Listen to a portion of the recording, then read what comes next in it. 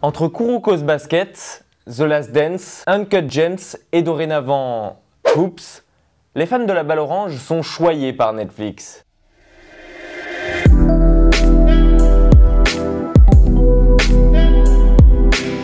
Un nouveau dessin animé pour adultes a fait son apparition vendredi sur le catalogue de Netflix, mais il a été fortement éclipsé par la sortie de la saison 5 de Lucifer. Il s'agit de Hoops, un show en 10 épisodes de 25 minutes qui veut se placer sur le créneau humour noir / cartoon pour adultes déjà bien mis en avant par la plateforme. La question est donc la suivante, y a-t-il encore un créneau de dispo pour cette série? Et encore plus important, y a-t-il matière à faire? Hoops, c'est l'histoire de Ben, un coach d'une équipe lycéenne du Kentucky qui est au bord de la dépression. Il a toujours tout raté dans sa vie et en a marre de sa vie minable actuellement. Il rêve de devenir pro et donc de devenir coach pour une véritable équipe de NBA. Un rêve donc de gloire et d'être aimé, chose dont il est tout l'opposé dans cette série. Il s'occupe d'une équipe de bras cassés, même pas foutu de mettre un panier. Il a perdu sa femme récemment qu'il a quittée pour son meilleur ami. Et il a vécu toute sa vie dans l'ombre de son père qui, lui, a réussi à devenir pro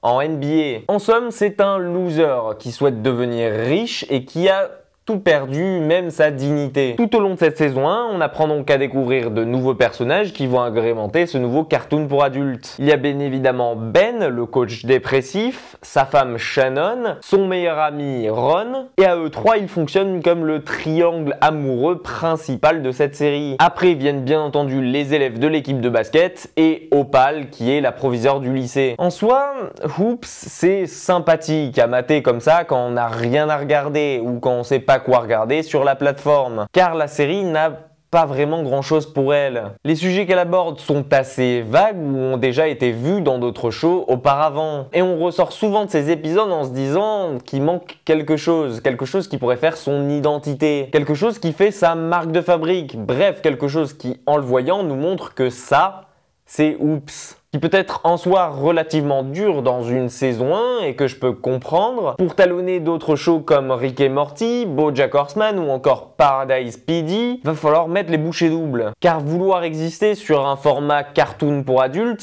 / humour noir va se révéler relativement difficile, surtout quand on arrive après la guerre. Certes, BoJack Horseman s'est terminé récemment et donc un créneau de libre pour une telle série s'est libéré, mais on en est encore très loin. La série reprend donc les codes des autres séries du même genre, c'est-à-dire sexe, alcool et drogue sont au premier plan. Mais elle ne se met pas vraiment en avant pour ça, contrairement à un Paradise PD qui lui va au fond des choses et s'offre sa propre identité. On sent parfois que Oops reste à l'écart et n'ose pas. Et c'est pas son côté visuel qui va lui permettre de se démarquer des autres, car sur ce plan, Oops est assez basique, voire même pauvre visuellement. Pour le moment, cette saison 1 de Oops m'a paru un peu comme une thérapie assez chiante sur le moment, mais on en ressort un peu quelquefois avec le sentiment de se sentir mieux. La série aura tout de même réussi à me faire accrocher à son personnage principal, et même si c'est de la pitié que j'éprouve pour lui, ça reste une émotion qu'elle aura su me transmettre à travers sa saison 1. Pour une possible saison 2, je pense qu'il faudra taper plus dur et oser être beaucoup plus hard que de simples gros mots à l'écran. Car pour exister dans le monde des cartoons pour adultes, il ne suffit pas d'essayer ou de copier les autres. Mais il faut savoir imposer une identité autant visuelle que spirituelle. Et s'il y a bien une chose que Mr. Pickles,